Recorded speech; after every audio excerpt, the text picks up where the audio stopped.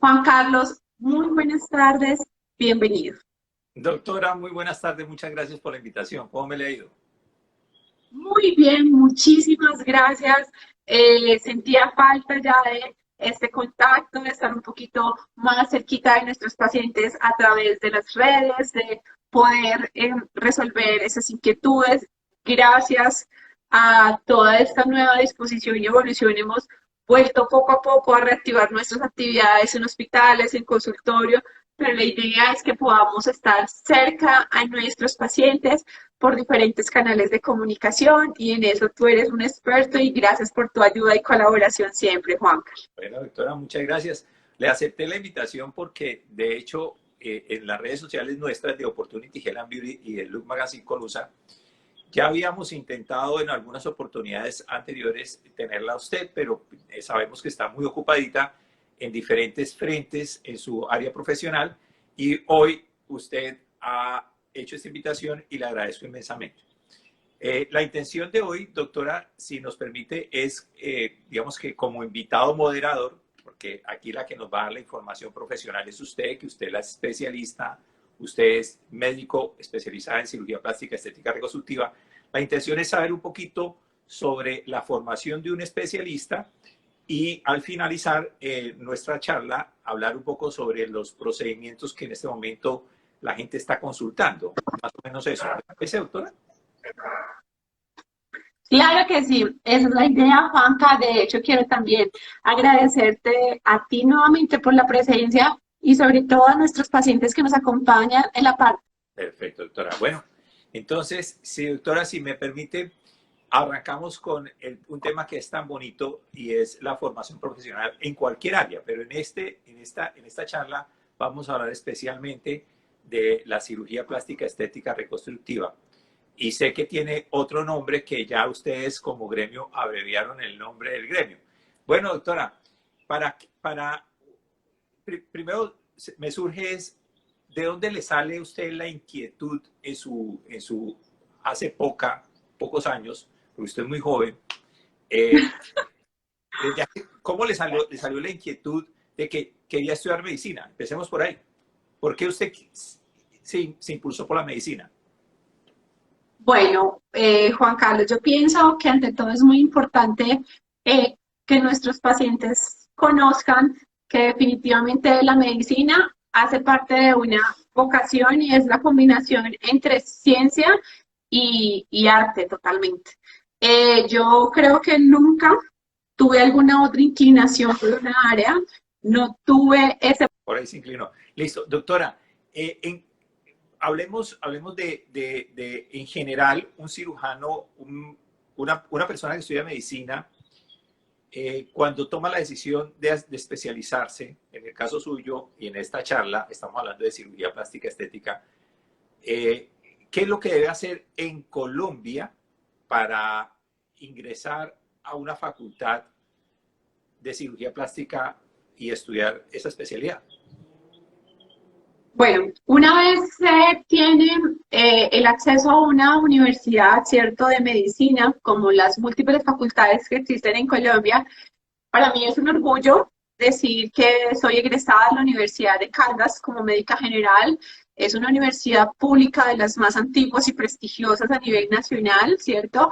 Manizales es reconocida como una de las ciudades universitarias, ¿cierto? Por su gran cantidad de aulas y alma mater a nivel, pues, de la cantidad de población normal que tiene Manizales. Y una vez se cursan esos 7 años de medicina, normalmente el título que se obtiene es médico general. Perfecto, gracias por la observación. Doctora, ¿cuánto tiempo dura esa formación en una universidad? Bueno, esta formación en el área de pregrado, ¿cierto? Para poder adquirir un título profesional como médico general, ¿cierto? Demora 7 años. Una vez nosotros deseamos ingresar a una especialidad, en este caso como especialidad de cirugía plástica, estamos hablando en el caso de Colombia, se debe presentar a una universidad en la cual pues se tenga esta especialización en cirugía plástica, estética y reconstructiva, que realmente son muy pocas en nuestro país, con unos cupos bastante limitados porque se ingresa anualmente a esa especialidad y solamente 2 personas cada año en cada facultad tienen esa posibilidad, ese privilegio de iniciar esa formación especializada. Ahí quiero hacer un stand-by, doctora. En Colombia, al año, ¿cuántos cupos hay para estudiar cirugía plástica estética? Aproximadamente 16 cupos solamente al año. Entonces quiero hacer este comentario y si la doctora me lo permite y si comento alguna y que no sea exacto, me lo corrige. Entendamos que para estudiar medicina en Colombia son un promedio de 7 años. Después de estudiar la medicina, que en el caso de la doctora recibió el título de médico cirujano, que es equiparable hoy día a un médico general en Colombia, ya una vez decide una persona con su título en mano de médico general estudiar una especialidad, en Colombia solamente hay, ¿cuántos cupos me decía, doctora? 16 cupos 16 al año. cupos aproximadamente al año, donde estoy segurísimo que se pueden presentar fácilmente 200 o 300 personas para esos 16 cupos. Entonces, entendamos que es una profesión muy apetecible, por un lado, y muy exigente en su formación. Esta información es importante para las personas que nos ven para que entendamos la importancia de la formación de un médico y todavía no hemos acabado la explicación. Apenas vamos en el ingreso. Doctora, ¿esta especialidad cuánto tiempo dura? Bueno, la especialización de cirugía plástica en Colombia dura 4 años.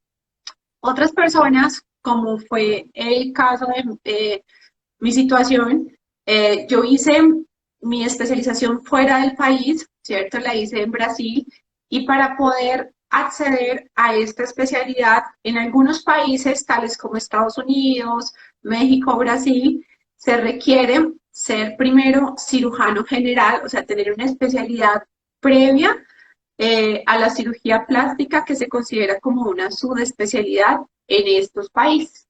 Quiero. Entonces, debes de presentarte con la misma relación de esa desproporción. Yo recuerdo que cuando empecé cirugía general nos presentamos 300 personas para 2 cupos.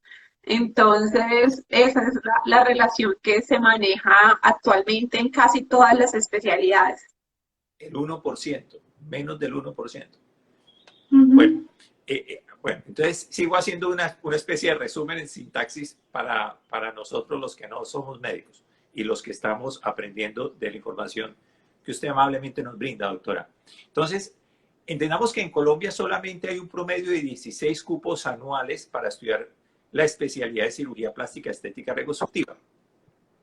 Los médicos generales, en el caso de la doctora que recibió el título en su universidad de cirujano, médico cirujano, en su vocación, ella insistía en querer estudiar la cirugía plástica estética. Entonces, migró a otro país que le pudiese dar esa oportunidad. Y para el caso de la doctora, ella se fue a Brasil. ¿Es correcto, doctora? Totalmente correcto. Bueno, allá en Brasil, ella antes, bueno, tengo que hacer esta pregunta más de que yo lo pueda conocer o no. Doctora, ¿por qué usted hace cirugía general en Brasil en vez de hacer de una vez cirugía plástica? Porque en estos países se comporta como un prerequisito para la especialidad. Realmente, eh, para nosotros los colombianos no comprendemos pues el valor de lo que significa ser cirujano general. Para mí, pues, aportó una gran experiencia, no solamente desde el punto de vista académico, sino también la posibilidad de tener otra visión de tener un comportamiento general del cuerpo como cirujano general y la posibilidad también de atender algunas complicaciones y algunas competencias que como cirujanos plásticos comúnmente no enfrentamos. Entonces, en estos países, cualquier especialidad quirúrgica por ejemplo, otorrino, urología, cirugía de tórax, requiere que tengan como base una especialidad que es nuestra madre a nivel de la cirugía, que es la cirugía general. Perfecto. Bueno, entonces quiero compartir ahorita con ustedes lo siguiente, las personas que nos están viendo.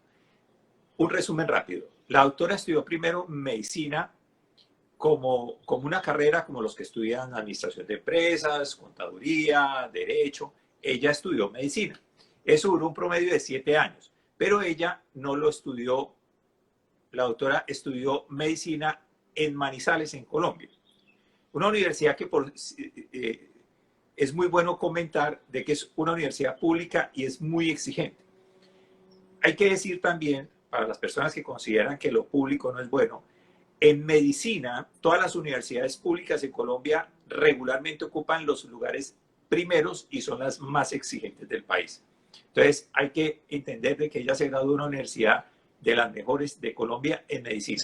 Posteriormente, se fue a Brasil a hacer una especialidad donde para poder ingresar a la especialidad de 300 solamente daban 2 o 3 cupos. Entonces, es también, independiente que sea en otro país, es también muy exigente. En este país, en Brasil, como en otros países, y doctora me permite dar esta información, usted me corrige, hay otros países aparte de Colombia, en Colombia no pasa esto, México, Estados Unidos y Brasil, para poder estudiar cirugía plástica, primero se debe estudiar una especialidad que se llama cirugía general. ¿Es correcto, doctora? Totalmente cierto, Juanca. Mil gracias por el resumen, está excelente. Perfecto. Entonces, ella, antes de hacer la especialidad en cirugía plástica estética reconstructiva, hizo una especialidad que le exigía el país o las instituciones académicas universitarias del país donde se formó en cirugía plástica estética, que fue antes de poder ingresar a cirugía plástica, le tocó formarse en cirugía general. Doctora, cuéntenos un poquito la importancia de cirugía general para la formación en cirugía plástica. Bueno, Juan Carlos, para mí no solamente ha significado la posibilidad de tener mayor seguridad en el abordaje de un paciente, sino que también nos permite abordar situaciones de emergencia en otras competencias que como cirujanos plásticos no podríamos desarrollar. Por ejemplo, uno de los procedimientos más comunes que hacemos como cirujanos plásticos son las lipoesculturas, son los procedimientos de abdominoplastia. Muchos pacientes en estos procedimientos se identifican, por ejemplo, alteraciones como hernias inguinales, hernias umbilicales, ¿cierto? Nos da esa posibilidad de no tener que llamar a un colega o un cirujano general para poder resolver estas alteraciones intraoperatoriamente. Es muy importante, por ejemplo, para mí como cirujana, tener esa capacidad de diferenciar cuando un abdomen es doloroso por un procedimiento quirúrgico, ¿cierto? O cuando un abdomen es doloroso porque hay algún tipo de proceso intracavitario asociado, llámese apendicitis, llámese colecistitis, cualquier otro tipo de proceso que nos permita hacer un abordaje precoz a estos pacientes. Es muy importante. ¿Cuántos casos de pacientes que han tenido complicaciones se hubieran podido salvar si se hace un diagnóstico precoz? Si hacemos un diagnóstico o tenemos muchísimo más diagnósticos diferenciales en nuestra cabeza. Yo siempre les digo a mis estudiantes que los ojos ven lo que el cerebro conoce, ¿cierto? Entonces la posibilidad de tener muchísimas más alternativas, muchísimos más diagnósticos diferenciales y sobre todo un posible abordaje de emergencia ante cualquier tipo de situación que así lo ameriten, lo podemos hacer como cirujanos generales. Muy bien. Entonces, quiero complementar lo que la doctora nos está comentando, porque nosotros, los que no somos médicos, debemos entender de que es súper importante seleccionar muy bien un médico. No porque una amiga le dijo, o porque una revista le comente, o porque una persona que sepa del medio como yo le refiera. No. Ustedes tienen que tener la responsabilidad en sus manos de saber quién es la persona que está seleccionando y la formación que tiene. En este caso, la doctora nos ha explicado que estudió primero medicina, posteriormente hizo una especialidad de cirugía general Y ahorita la doctora nos va a hablar sobre la cirugía plástica estética como una formación. Doctora, una vez usted termina su cirugía general, aborda la cirugía plástica estética. Cuéntenos esa parte de formación. Bueno, yo creo que cabe aquí resaltar que cada vez que tú ingresas a un proceso de selección, ¿cierto? Debes de pasar muchísimos filtros, no solamente académicos al momento de un examen, entrevistas, de tener una hoja de vida con una serie de publicaciones que te permita, pues, ser apetecible por una universidad, ¿cierto?